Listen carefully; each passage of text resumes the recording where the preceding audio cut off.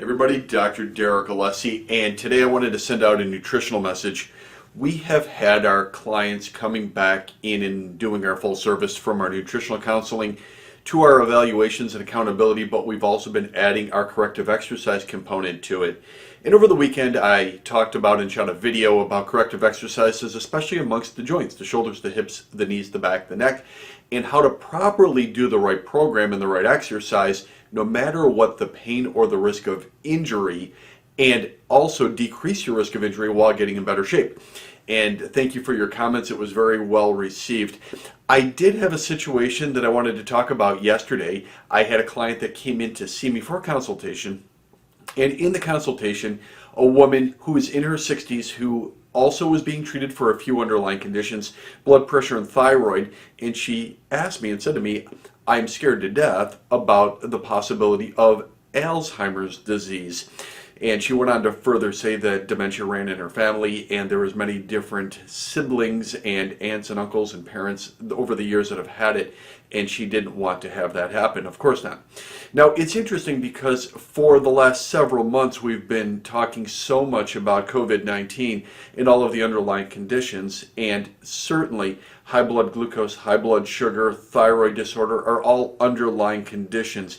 I should add as well, obesity is another underlying condition which increases your risk of COVID-19 and of a bad outcome of COVID-19. He was concerned about that, but more so, and I think it's very relevant to say that there's still a big picture as well. And the big picture is all of the other things that we just mentioned, especially the dementia and the Alzheimer's.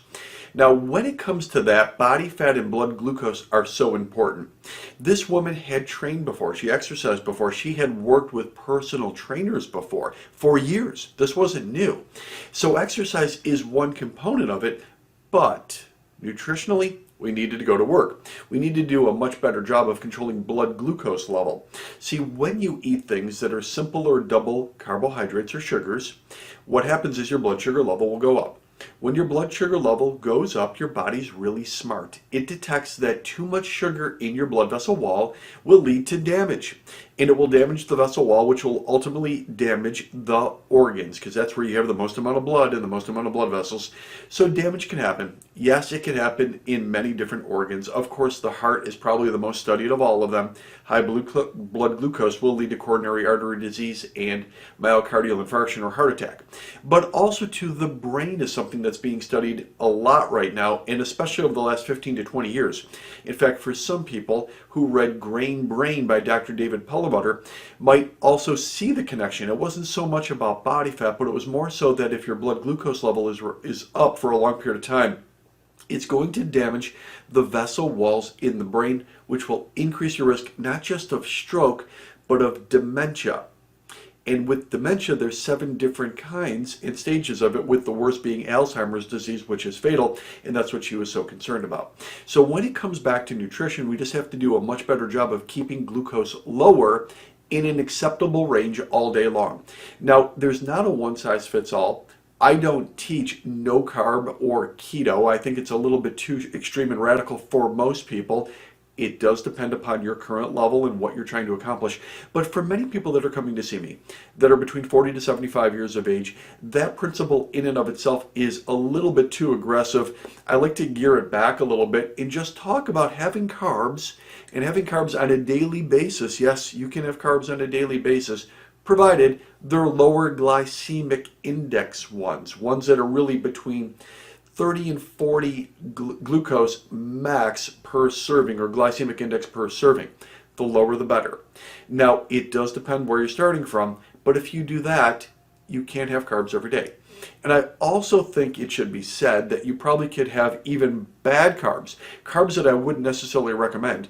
But if your frequency was about once per week, I think it's acceptable with most programs, provided that you're doing everything else.